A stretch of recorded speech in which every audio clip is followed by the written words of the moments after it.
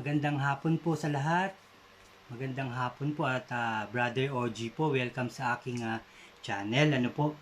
So ngayon po ay mag-aaral na naman tayo o magbabasa ng salita ng ating Diyos. Ano?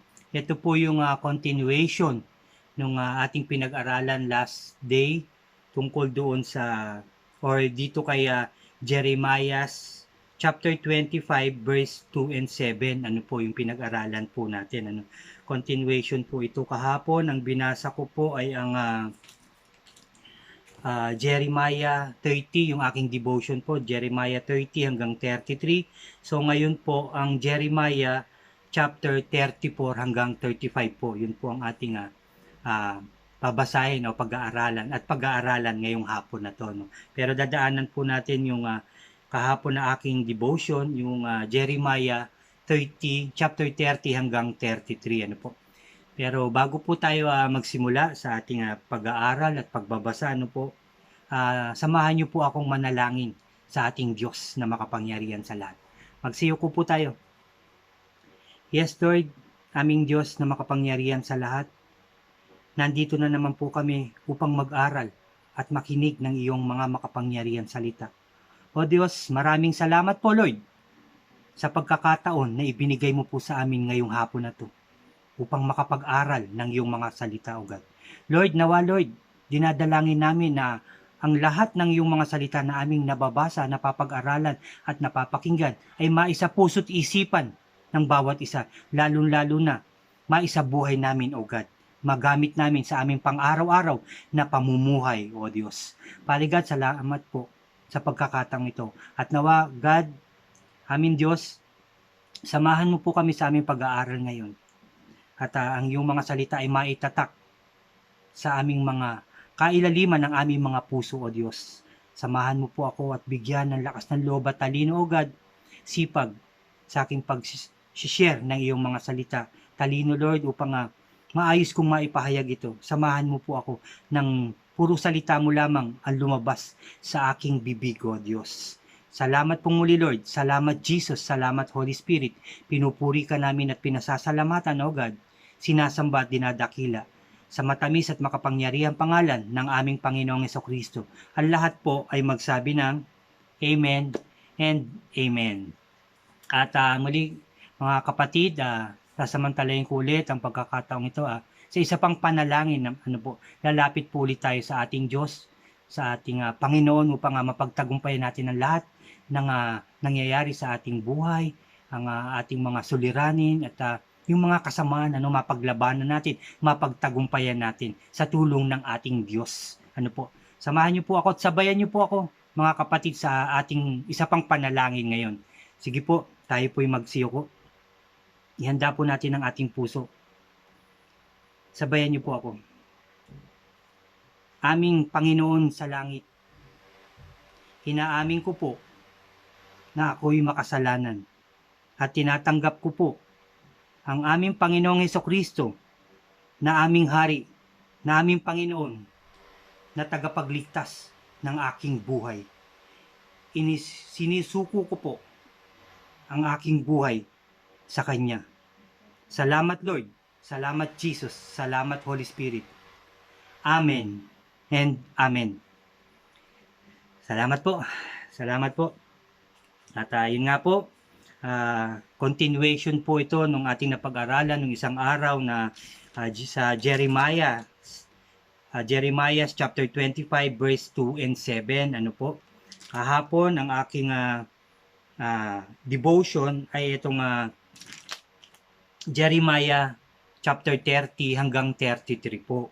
Pero ngayon po ay Saturday, ang pag-aaralan natin ay ang Jeremiah 34 hanggang 35. Yun po ang aking devotion ngayon. Pero ating pong babasahin kaunti yung kahapong devotion. Tungkol dito nga po sa chapter 30 ng Jeremiah hanggang 33 po ito. Bago tayo pumunta doon sa ating pag-aaralan na 34 hanggang 35. Ito po yung sa chapter 30, ang mga pangako ni Yahweh para sa Israel. Napakarami pong pangako. Pero ito nga po dito sa chapter 30 na ating babasahin, sinabi po dito. Ito po, napakaganda po sa English na ano po. Sabi po dito, chapter 30, verse 8 po ito, hanggang 10, ano po. Sabi po dito, the Lord Almighty says, when that day comes, I will break the yoke that is around the neck and remove their chains, and they will no longer be slaves. Sabi niya, of foreigners. Sabi, ulitin ko lang po.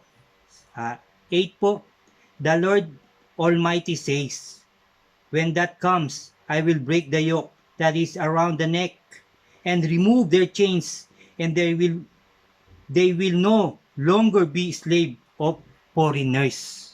Sabing ganyan, ano po. Sabi po sa 9, instead, they will serve me, the Lord their God, and a descendant of David. Ano po?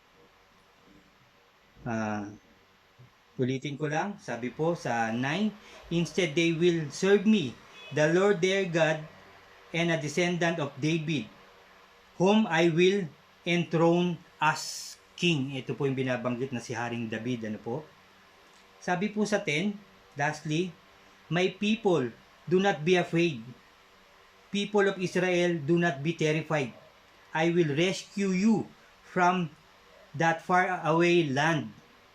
Sabing ganyan. From the land where you are prisoners, you will come back home and live in peace. You will be secure and no one will make you afraid. Napakaganda pong pangako, no? Dahil nga po sabi sa 30, ang pangako ni Yahweh para sa Israel. Ano po? Hindi lang po yan para sa Israel, kundi sa lahat ng tao. Ano po? Pangako yan ng ating Diyos. Sa iyo, sa akin at sa ating lahat, pangako yan ng ating Diyos. Ano po? At yun nga po, napakaganda, no? Sa English. Sa Tagalog po, sige, daanan po natin. Sa araw na iyon, sabi ni Yahweh, na makapangyarihan sa lahat, babaliin ko ang pamatok sa kanilang mga lieg at kakalagin ko ang kanilang tali. Hindi na sila aalipinin ng mga dayuhan. Sabi po.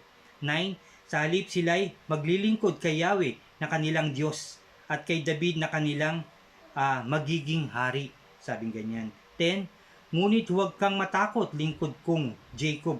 Huwag kang manlupaypay, Israel. Ililigtas ko kayo kahit saan kayo naroroon, kahit nasaan lupain ng pagkabihag. Ang inyong mga anak, manunumbalik ang kapayapaang pamumuhay ni Jacob at siya'y sasagana at wala ng katatakutan. Amen, Lord. Salamat, Lord. Salamat. Yun po ay pangako niya sa mga tao sa Israel. Pero yun din po ay pangako niya sa ating lahat. Sa mga taong totoong nagbabago, nagbabalik loob sa ating Diyos. Totoong mga taong gumagawa ng kabutihan.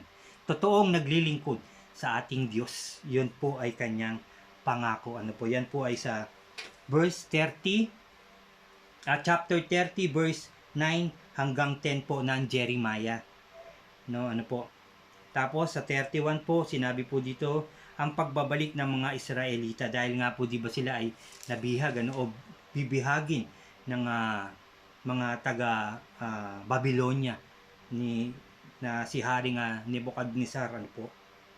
Sabing ganyan, narito sila, ibabalik ko mula sa hilaga.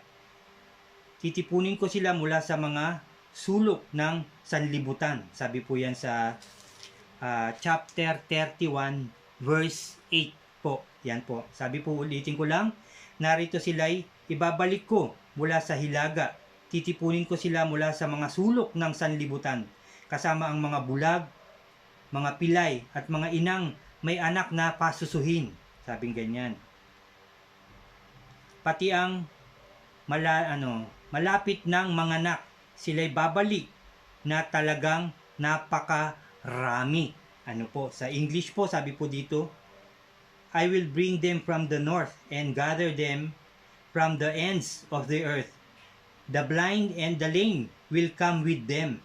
Pregnant woman and those about to give birth, they will come back a great nation. Yun po ay ang pagbabalik nga ng mga Israelita sa kanilang tahanan. At yun ang sinasabi ng ating Diyos. At yun ang pangako ng ating Diyos. Napakaganda po. Yun po ay chapter 31 ng Jeremiah, verse 8. Ano po, yun sinabi. Sabi pa dito sa sa verse 13, ano po, ng 31 pa rin, kung magkagayon sasayaw sa katuwaan ang mga dalaga dahil nga binalik sila, no? Pinabalik na sila sa kanilang lungsod, sa kanilang lugar na may pangako na ibinigay sa kanila ang ating Diyos. Yun nga pong binasa natin. Kaya sabi sa 13, chapter 31 verse 13. Kung magkagayon sasayaw sa katuwaan ang mga dalaga, makikigalak pati ang mga binata at matatanda, at kanilang at sabi dito, ang kanilang dalamhati ay magiging tuwa. Ano po, dahil sa nabiyag sila pero pinalaya sila, binalik sila ng ating Diyos na may kasamang mga pangako. Ano po, kaya ulitin ko lang, kung magkagayon sasayaw sa katuwaan ng mga dalaga, makikigalak ang mga binata at matatanda, ang kanilang dalamhati ay magiging tuwa, sabi po ng Diyos. Aaliwin ko sila at papalitan ng kagalakan ang kanilang kalungkutan. Papalitan ng Diyos ng galak ang kanilang mga kalungkutan. Ganun din po tayo sa nangyayari sa atin. No, marami pong namumroblema. Nag-iisip talaga na talagang may mga walang trabaho, nagugutom, may mga nagkasakit, Pero dahil nagbalik loob tayo, nagtiwala tayo sa ating Diyos, Yun po ay sinasabi niya rin sa atin ngayon. Kasi ang salita po ng Diyos, noon at ngayon ay iisa. Ang pangako niya noon at ngayon ay nag-iisa, mga kapatid. Ay noon at ngayon, yun pa rin at hindi nagbabago. Isa lang ang pangako ng ating Diyos. Hindi nagbabago kahit kailan, mga kapatid. Napakaganda. Napakagandang sinabi ng ating Diyos. Kung magkagayon, sasayaw sa katuwaan ng mga dalaga, makikigalak pati ang mga binata at matatanda, ang kanilang dalamhati ay magiging tuwa. Aaliwin ko sila. Papalitan ng kagalakan ng kanilang kalungkutan. Amen, Lord. Salamat. Salamat, Lord. Salamat. Napakagandang pangako. Ang sarap sa puso, ang sarap pakinggan, no? Talagang ang sarap po. At yun nga po, at sabi pa dito, verse 19, sinabi po dito, no? Tumalikod kami sa inyo, ngunit ngayon nagsisisi na. Di ba po, dahil nga po sila nabihag nung panahon na yun ng mga taga-Babylonia. Kinuha sila, yung iba pinahirapan, at yung iba'y pinatay, At ito nga po, dahil sa pangako ng Diyos na sila ibabalik, yun nga po, papalitan yung kanilang kalungkutan ng kagalakan. Sabi po dito, sa ganun pa rin po, chapter 31, verse 19, tumalikod kami sa inyo, ngunit ngayoy, nagsisisi na.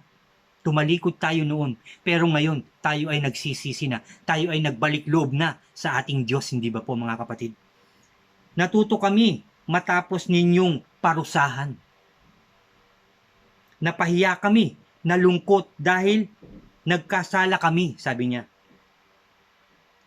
Sa panahon ng aming kabataan, ibig sabihin, noon nagkasala, pero ibig sabihin kahit ngayon naman ay may mga nagkakasala. Noon may nagkasala, noon may nagbalik loob, ngayon may nagkasala, pero ngayon meron din naman nagbabalik loob. At alam ko, hindi lang tayo mga nakikinig, kundi ang lahat ng tao. Alam ko, and I claim, mga kapatid, and I pray na lahat po tayo ay magbabalik loob sa ating Diyos. Lahat po yun. Kaya ulitin ko lang, tumalikod kami sa inyo, ngunit ngayon nagsisisi na. Tayong lahat yun, di ba? Mga kapatid, tayong lahat ay nagsisisi na. Natuto kami nga matapos ninyong parusahan, natuto tayong lahat. Napahiya kami, nalungkot dahil nagkasala kami. At sa panahon ng aming kabataan, di ba po, nagkasala na, maraming nagawa ko ano-ano, pinabayaan ang sarili, marami tayong nagawa. Kaya nga, di ba, may kasabihan po na nasa huli ang pagsisisi, kumisan kung kailang tumanda ka na, saka ka nagsisi, Pero ngayon tayo lumalapit sa ating Diyos, nagsisisi at nagbabalik loob. Kaya dapat i-share din natin ang ating mga naririnig, nalalaman, nababasa na salita ng ating Diyos sa ating mga anak, sa ating mga nakababatang kapatid, ano po, o pamangkin man yan, pinsan man yan, kaibigan man yan, hanggat bata pa sila, dapat po ngayon na natin sila sharean ng mga salita ng Diyos. Ngayon na natin sila dalhin sa paanan ng ating Diyos upang sila rin ay makabahagi sa pagpapala ng ating Diyos Ama. Ano po? Yun po ang ating dapat gawin. Sabi pa po dito sa verse 22 naman,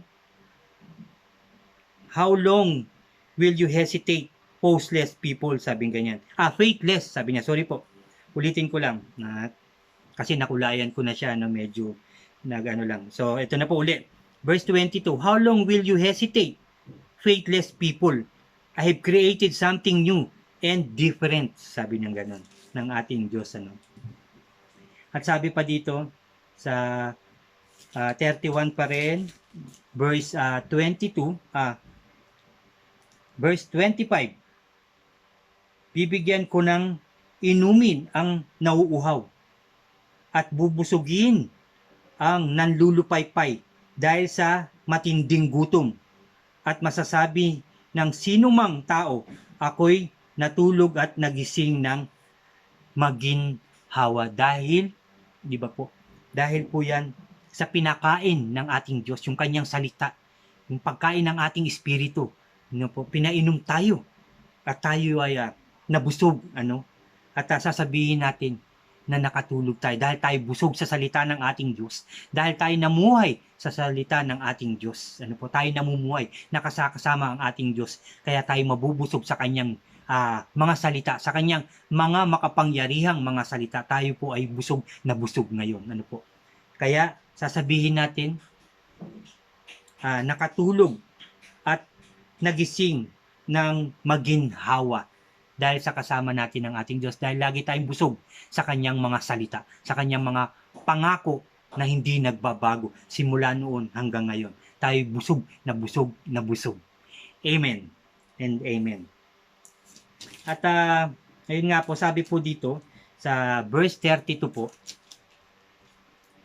chapter 26 and 27, at sinabi ni Yahweh kay Jeremiah, ako si Yahweh ang Diyos ng lahat ng tao, walang bagay na mahirap para sa akin. Di ba po, wala namang imposible sa ating Diyos dahil siya ay makapangyarihan. Di ba? Siya ay mabuti. Ganun po ang ating Diyos. Ulitin ko lang, sabi niya, at sinabi ni Yahweh kay Jeremiah, ako si Yahweh, ang Diyos ng lahat ng tao. Walang bagay na mahirap para sa akin. Sabi po yan ng ating Diyos. Walang mahirap. Walang imposible. Kaya niya ibigay lahat. Kaya niyang pagalingin ng lahat. Kaya niyang pagtagumpayin ng lahat. Di ba po? Kaya niya lahat. Walang imposible. Sabi po dito sa verse 40, makikipagtipan ako sa kanila ng isang walang hanggang tipan. Pagpapalain ko sila habang panahon at tuturuan sumunod sa akin ng buong puso upang hindi na sila tumalikod pa sa akin. Ikagagalak ko ang gawan sila ng kabutihan. Ipinapangako kung patatatagin ko sila sa lupaing ito at gagawin ko ito ng buong puso't kaluluwa. Napakinggan niyo po. Sa English po, basahin ko. Verse rin po to verse 32, chapter 40, po. Sabi niya dito, sabi ni Lord, I will make eternal covenant with them. I will never stop doing good things for them. I will make them fear me with all their heart, so that they will never turn away from me. I will take pleasure in doing good, sabi niya, good things for them, and I will establish them permanently in this land. Napakagandang pangako. Isa na namang pangako. Pakinggan niyo po yung bawat pangako ng ating Diyos. Namnamin natin. Isa puso natin, isa buhay natin. Napakatinding pangako ng ating Diyos. Huwag niyo po yan kakalimutan. Pagbulay-bulayan po natin yung kanyang mga pangakong ibinibigay sa atin lahat. Hindi lang sa mga pastor yan, hindi lang sa mga bishop, yung sa mga taong naglilingkod. Sa atin po lahat yan. Sa iyo at sa akin, kapatid. Sa atin po yan, pangako niya. Ulitin ko lang dahil napakaganda nito. Chapter 32 verse 40 ng Jeremiah. I will make an eternal covenant with them. I will never stop doing good things for them, and I will make them fear me with all their hearts, sabi, so that they will never turn away from me. I will take pleasure in doing good things for them, and I will establish them permanently in this land. Sa atin ngayon. Napakagandang pangako. Ano po? Sabi pa po, Jeremiah 27, ako si Yahweh ang Diyos ng lahat ng tao, walang bagay na mahirap sa akin. Ano po? Napakaganda ng sinabi ng ating Diyos sa atin. Ano? At ayun po, natapos po tayo sa 32 at sabi dito sa 33 ng devotion ko kahapon, ganito ang sinabi sa kanya, ako ang lumika. Sabi niya. Sabi kasi dito sa verse 1, muli nga nagpahayag si Yahweh kay Jeremiah samantalang ito'y nakabilanggo at mahigpit na binabantayan kasi nabilanggo po siya Prophet Jeremiah nung panahon na yun. At verse 2, sabi po dito, ganito ang sabi sa kanya, ako ang lumikha, humugis at nag-ayos ng buong daigdig. Yahweh ang aking pangalan. Kung mananalangin ka sa akin, tutulungan kita. Tandaan niyo po yan. At ipapahayag ko sa iyo ang mga bagay na dakila at mahiwaga na hindi mo pa nalalaman. Amen. Napakaganda po ulit. Basahin ko lang po ulit. Verse 2, chapter 33 ng Jeremiah, verse 2, ganito ang sabi sa kanya, ako ang lumikha, humugis at nag-ayos ng buong daigdig. Yahweh ang aking pangalan, sabi po ng ating Diyos. Verse 3, kung mananalangin ka sa akin, kung mananalangin tayo, tayo pong lahat ang sinasabihan nito, tutulungan kita. At ipapahayag ko sa iyo ang mga bagay na dakila at mahiwaga na hindi mo pa nalalaman. Amen. And Amen. Napakaganda, di ba po? Kung tayo mananalangin ng buong puso at kaluluwa, tutulungan at papakinggan tayo ng ating Diyos. Amen. Amen. So, nandito na po tayo sa chapter 34, ang babala ni Jeremiah kay Haring Sedekias ng Juda. Ito po ang sabi. Verse 34, ito ang pahayag ni Yahweh kay Jeremiah, nang ang Jerusalem at ang mga karatigbayan ay sumalakay. Ulitin ko lang. Ito ang pahayag ni Yahweh kay Jeremiah, nang ang Jerusalem at ang karatigbayan ay sinalakay ni Haring Nebukadnezar. Ito yung hari ng Babylonia at kanyang hukbo. Katulong ang lahat ng kaharian at bansang sakop nito.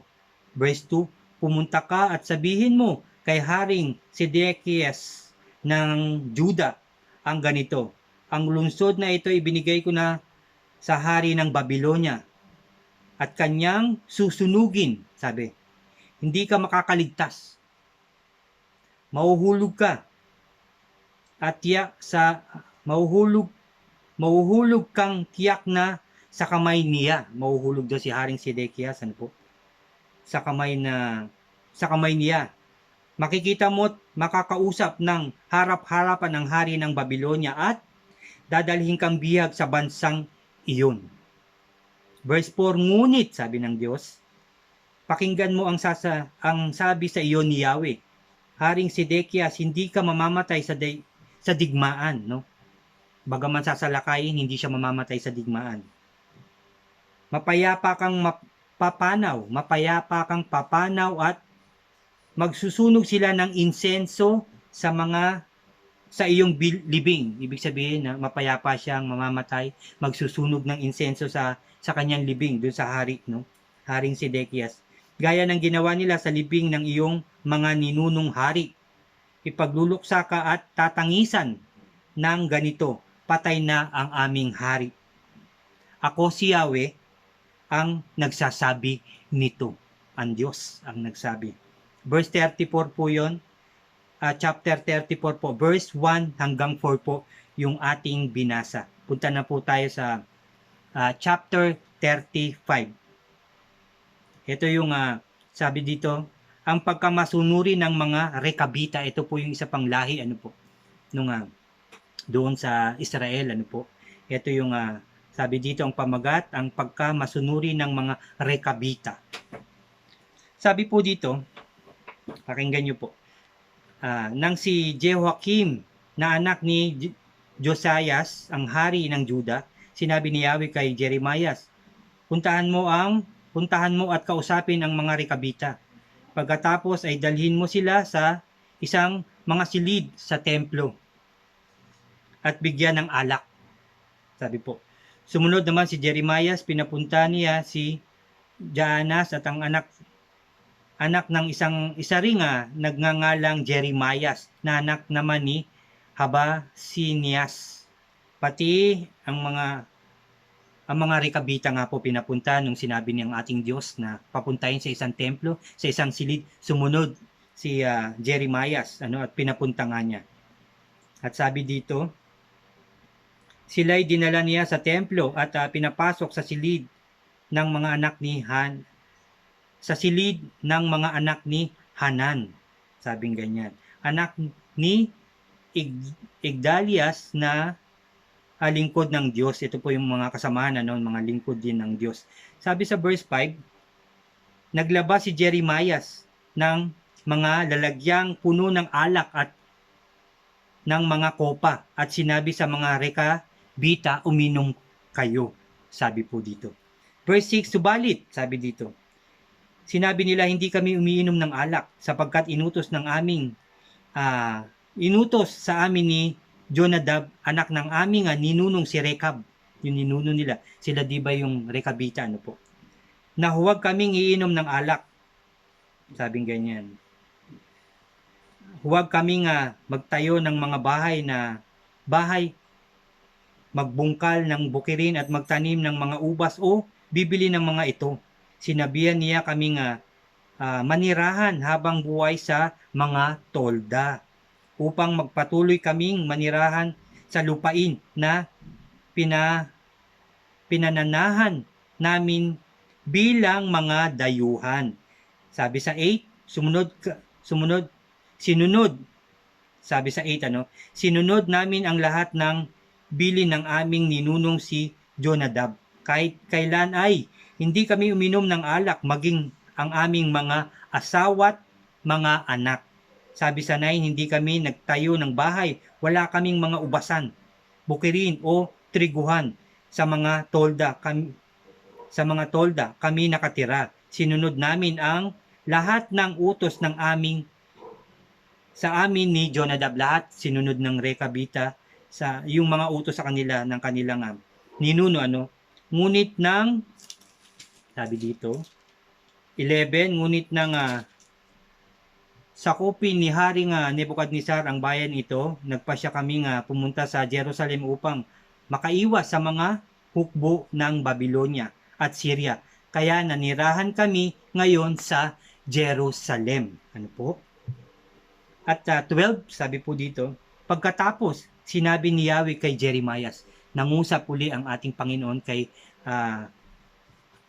Propeta Jeremiah, sabihin mo sa mga taga-Juda at mga taga-Jerusalem, ganito ang ipinasasabi ni Yahweh, ang makapangyarihan sa lahat, ang Diyos ng Israel. Bakit ayaw ninyong makinig sa akin at sumunod sa mga utos ko? Bakit ayaw ninyong makinig at sumunod sa mga utos ko, sabi ng ating Diyos? Tignan ninyo ang mga anak ni Jonadab. Hindi sila uminom ng alak hanggang sa araw na ito, sapagkat gayon ang minsan inutos ng kanilang ninuno. Sumunod sila dahil sinunod nila yung utos ng kanilang ninuno. Simula noon hanggang sa maraming taon, hindi sila uminom ng alak ni nagtanim ng ubasan. Ngunit kayo'y laging ngunit ako'y, sabi ng Diyos, kasunod na po ito dun sa verse 14, sabi dito, Minsan na ulitin ko lang yung 14, tingnan ninyo ang mga anak ni Jonadab, hindi sila uminom ng alak hanggang sa araw na ito, sapagkat gayon ang minsay inuutos sa kanilang ninuno. Ngunit ako'y laging nagsasalita sa inyo, hindi naman kayo sumusunod. Lagi akong nagsusugo ng aking mga lingkod na propeta upang sabihin sa inyong talikuran na ninyo ang inyong masamang pamumuhay at gawin ang nararapat. Paulit-ulit sinasabi ng ating Diyos. Kahit na walang propeta sa ating panahon ngayon, pero andito ang salita ng ating Diyos, nasa Biblia ang kanyang salita, ang kanyang mga makapangyarihan sa lahat. Sinasabi niya ang kanyang kautusan, katuruan, yung mga gusto niyang gawin ng mga tao, pero patuloy tayong gumagawa ng kasalanan. Kaya sinasabi, lagi akong nagsusugo sa akin ng mga lingkod na propeta upang sabihin sa inyong talikuran na ninyo ang inyong masamang pamumuhay at gawain. Pero nandito nga ang ating mga totoong naglilingkod sa ating Diyos, ang ating bishops, ang ating mga pastors, yung mga totoong leader na naglilingkod sa ating Diyos, na naghahayag ng totoong salita ng ating Diyos, walang labis, walang kulang ang kanilang hinahayag, may mga taong ganyan na totoong naglilingkod sa ating Diyos, buong puso at kaluluwang naglilingkod. Kagaya ngayon ng ating napapag-aralan sa salita ng ating Diyos, yun po ang sabi. At sabi po dito, verse 18, sinabi ni Jeremiah sa angkan ng mga Rekab. Sabing ganin, at sinabi ni Jeremiah sa angkan ng mga Rekabita, ganito ang pinasasabi sa inyo ni Yahweh. Pakinggan nyo to mga kapatid. Naging masunurin kayo sa utos ng inyong ninunong si Jonadab.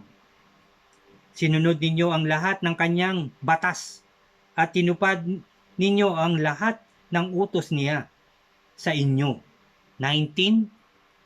Kaya naman, akong si Yahweh na makapangyarihan sa lahat, ang Diyos ng Israel, ay nangangako ang lahi ni Jonadab na anak ni Rekab ay hindi mawawalan ng isang lalaking mamumuno at maglilingkod sa akin. Ibig sabihin yung mga Rekabita, yung lahi ng Rekab, ay hindi mawawalan ng tagapaglingkod.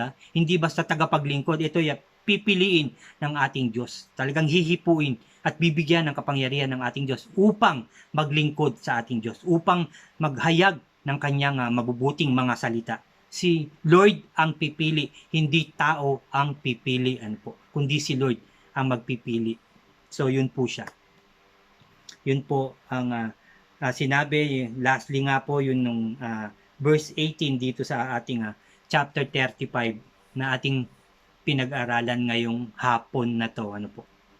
So yun po siya, di ba po mga kapatid, napakaraming pangako ng ating Diyos, di ba po, sa mga taong nagbabalik loob, sa mga taong masunurin, sa mga taong malilinis ang puso at nagsisisi ng totoo sa mga kasalanang nagawa at nagbalik loob, naglingkod sa ating Diyos. So yun po ay pangako niya sa lahat ng tao. Sa ating lahat po, pangako niya po yun. Pagbulay-bulayan po natin yung ating napag-aralan, ating mga nadinig ngayon, napakaganda po ng mga sinabi ng ating Diyos na naman ngayong hapon na to para sa iyo kapatid, para sa akin at sa ating lahat, sa ating mga mahal sa buhay ng mga kapatid. Salamat po muli sa inyong pakikinig sa ating pinag-aralan na naman ngayon, yung aking devotion na ating pinag-aralan ngayong hapon na to. Maraming salamat mga kapatid. At salamat muli sa lahat ng kasi meron na naman nadagdag na binigay si Lord na makikinig at ating share ng salita. May nag-subscribe na naman po sa akin. Salamat po.